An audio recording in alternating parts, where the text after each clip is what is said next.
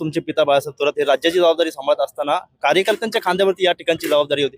कार्यकर्ते कुठेतरी कमी पडले असं म्हणता येईल. खरं त्या कार्यकर्त्यांमध्ये मी पण आहे. माझ्यावर सुद्धा ती जबाबदारी होती आणि मी साहेबांची कार्यकर्ता म्हणूनच तिथे प्रचाराच्या मैदानात होती. मला असं नाही वाटत की कार्यकर्ते फक्त कमी पडले, कारण ते सुद्धा खूप मेहनत करत होते, आपल्या आपल्या गावामध्ये ते सांभाळत होते.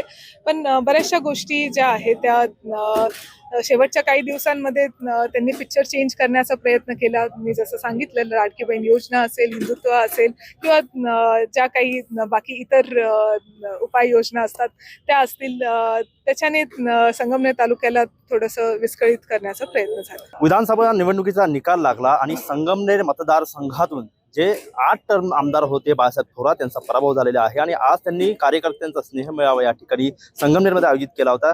कार्यकर्त्यांशी संवाद साधलेला आहे.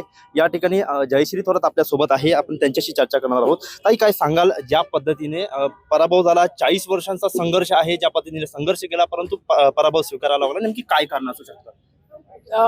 आता पूर्ण महाराष्ट्रामध्ये, म्हणजे फक्त संगमनेरमध्ये नाही तर पूर्ण महाराष्ट्रामध्ये जो निकाल आपल्या सर्वांना दिसतोय की महाविकास आघाडीच्या जास्त मतं म्हणजे आपल्याला दिसले नाही, जास्त सीट्स आपल्याला दिसलेले नाही.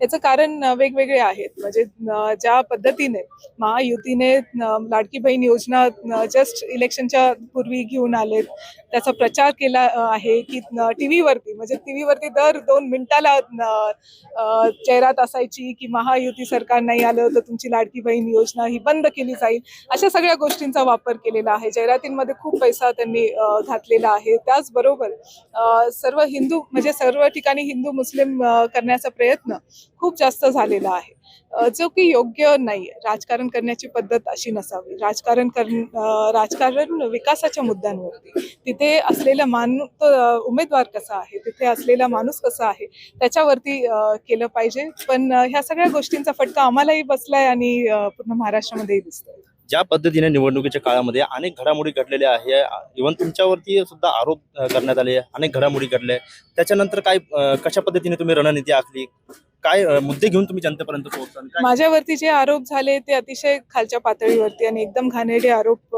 करण्यात आले होते.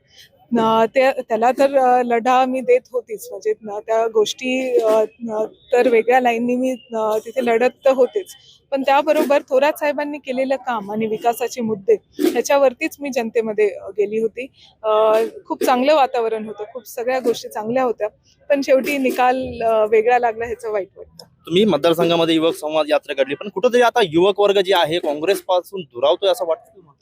असं नाहीये. जे विचारांनी जे स्ट्रॉंग आहेत ते युवक नक्कीच बरोबर आहेत. आणि आमच्याकडनं मला असं वाटतं की काँग्रेस पक्षाला युवकांमध्ये काँग्रेसचे विचार घेऊन जाण्याची गरज आहे. काय गांधी विचार किंवा शाहू फुले आंबेडकरांचा महाराष्ट्र काय आहे, हा पुरोगामी महाराष्ट्र आहे, ह्याची आठवण करून देण्याचं परत एकदा गरज आहे. ते आम्ही सर्वजण करणार आहोत. खरं काँग्रेस मागे न पडता मला असं वाटतं हा विचार मागे पडलेला आहे, शाहू फुले आंबेडकरांचा विचार मागे पडलेला आहे. तसं जर बघितलं तर तुमचे पिता बाळासाहेब थोरात हे राज्याची जबाबदारी सांभाळत असताना कार्यकर्त्यांच्या खांद्यावरती या ठिकाणची जबाबदारी होती. कार्यकर्ते कुठेतरी कमी पडले असं म्हणता येईल. खरं त्या कार्यकर्त्यांमध्ये मी पण आहे. माझ्यावर सुद्धा ती जबाबदारी होती आणि मी साहेबांची कार्यकर्ता म्हणूनच तिथे प्रचाराच्या मैदानात होती. मला असं नाही वाटत की कार्यकर्ते फक्त कमी पडले, कारण ते सुद्धा खूप मेहनत करत होते, आपल्या आपल्या गावामध्ये ते सांभाळत होते. पण बऱ्याचशा गोष्टी ज्या आहेत त्या शेवटच्या काही दिवसांमध्ये त्यांनी पिक्चर चेंज करण्याचा प्रयत्न केला. मी जसं सांगितलं, लाडकी बहीण योजना असेल, हिंदुत्व असेल किंवा ज्या काही बाकी इतर उपाययोजना असतात त्या असतील, त्याच्याने संगमनेर तालुक्याला थोडंसं विस्कळीत करण्याचा प्रयत्न झाला. आपण जर पाहिलं तर थोरात साहेब 40 वर्ष आमदार आहेत, जवळपास तुमच्या जन्मापासून. कसं बघताय तुम्ही लहानपणीपासून मोठे होताना बाळासाहेब थोरात घरी कसं असतात, कसं संघर्ष तुम्ही पाहिला त्यांचं, काय सांगा?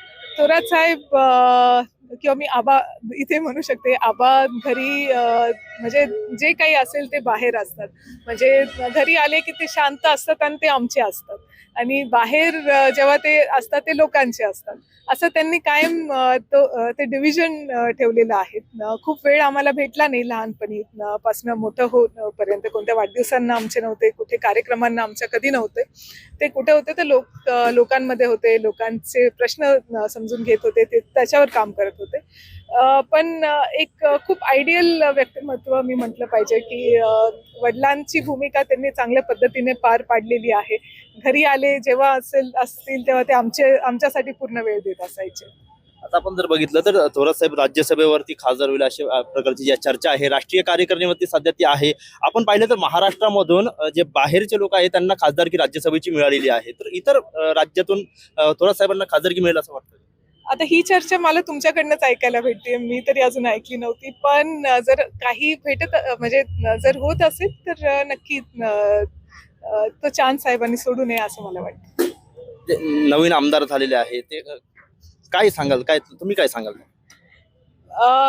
ते आता मी त्यांना काही ऍडवाइस करण्यापेक्षा मला जे वाटतं की जसं मी माझ्या वडिलांना काम करताना बघितलेलं आहे, त्यांची आमदारकी करताना बघितलेलं आहे की एकदा आमदारकी भेटल्यानंतर आपण त्या तालुक्याचं पालकत्व स्वीकारत असतो. त्याच्यामध्ये मग भेदभाव नाही झाला पाहिजे, धर्मांमध्ये भेदभाव नाही झाला पाहिजे. प्रत्येक माणसाला जपण्याचं काम साहेबांनी केलेलं आहे.